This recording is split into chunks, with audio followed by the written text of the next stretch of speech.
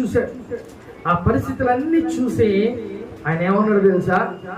నేను యుద్ధానికి వెళ్తాను అంటే అక్కడ గొలియాతు ఏం మాట్లాడతానంటే,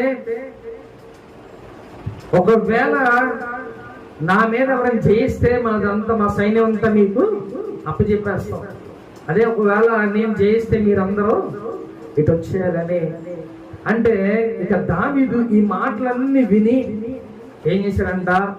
నేను యుద్ధం చేస్తా అంటే ఆయన ఏమయ్యాడంట? భయపడ్డాడా అంత ఎత్తు మనిషిని చూసి.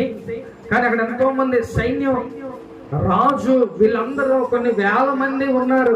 వీళ్ళందరూ ఉన్నా కూడా ఏమవ్వలేదంట, వాళ్ళు ఆ యొక్క గొలియాతును చూసి భయపడ్డారు. కానీ దావీదు మట్టికి ఎలా ఉన్నాడంట? ధైర్యంగా ఉన్నాడంట.